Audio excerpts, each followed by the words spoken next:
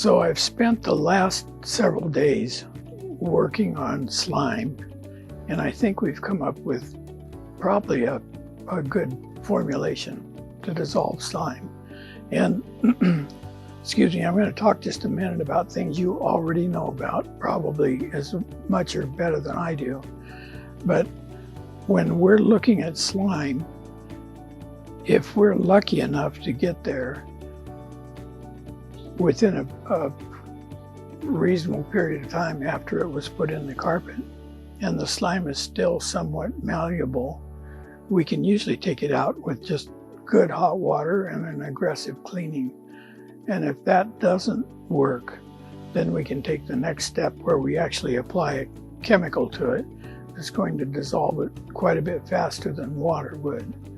So what I have here in front of me is some slime that we've pressed aggressively into the carpet fibers, and they've been on the carpet for one day, so they're still somewhat soft, and I would say we can go after these with the procedure that I'm going to show you now.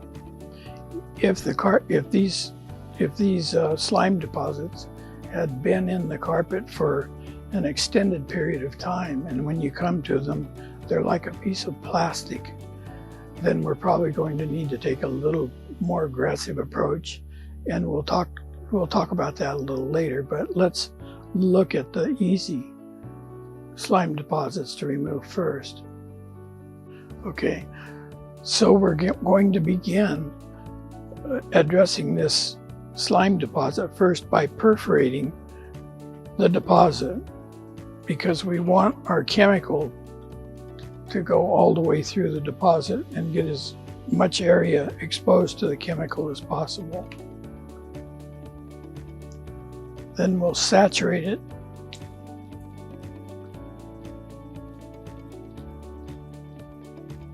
You can see that the chemical goes rapidly into and underneath the slime. At this point, time is really on your side. The longer we can wait between the time we apply the chemical and the time we actually try to remove the slime, the better, because it gives the chemical time to actually dissolve the deposit. But in this instance, we're going to attempt to remove the slime immediately without waiting or giving any time for this to dissolve. So let's see what sort of result we have just by working it.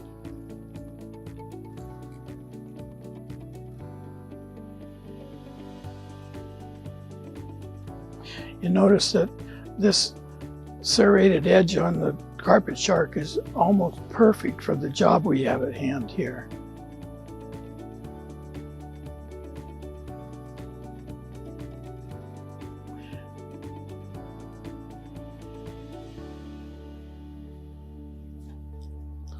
And until we have it completely dissolved, it's going to be difficult to remove.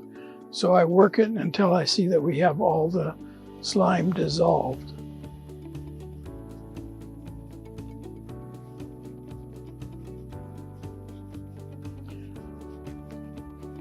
And at this point, I think we're ready to extract it.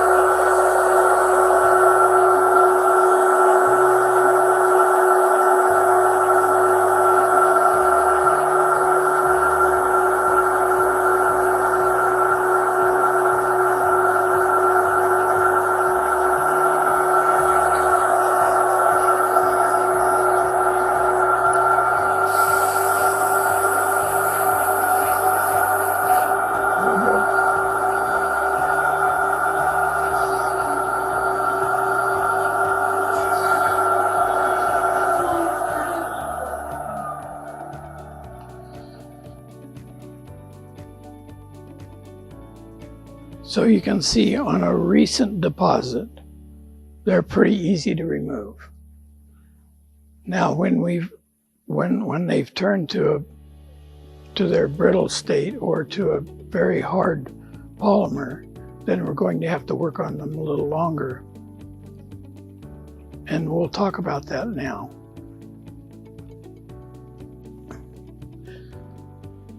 So if we're unfortunate enough to encounter one of the more difficult to remove spots, the best way to deal with it, I think, is when you first walk in the door, treat the spot prior to setting up so we have time for your chemical to work while we're setting up our job. And this is an idea that I've tested and it seems to work really well, is if you take your slime away, put it in a cup, and take a cotton ball, wet your cotton ball, and use the cotton ball to hold the chemical on the spot while you're setting up and doing all the work you can do, leaving the removal of that spot to the very last. So we're going to take and perforate the spot just like we did before, except now the deposit is very well established. Once we perforate it, we're going to take our cotton ball, set our cotton ball on the spot, and let that work while we're setting up and doing our job. And then at the very last, we'll come and remove the spot, and it'll be a lot easier for you. So another process we can use on what we know to be a difficult to remove slime is to apply the slime with the cotton ball, cover this with saran wrap, and then on top of that, place a hand warmer. And what I found is that by applying the heat, I'm going to cut the time that it takes to dissolve the slime in half. So you can do this first thing in the morning and come back in the afternoon and have a totally dissolved deposit, or use it to your advantage if you have quite a bit of time on the job.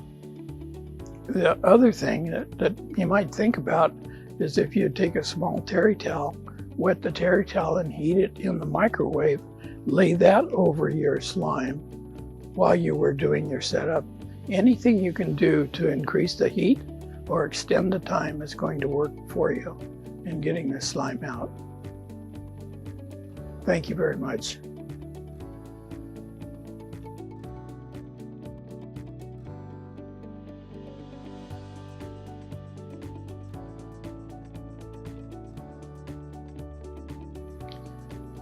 Before I let you go, I thought I should mention or bring it up that the temperature that you're going to get out of the hand warmer is a maximum of about between 100 and 110 degrees.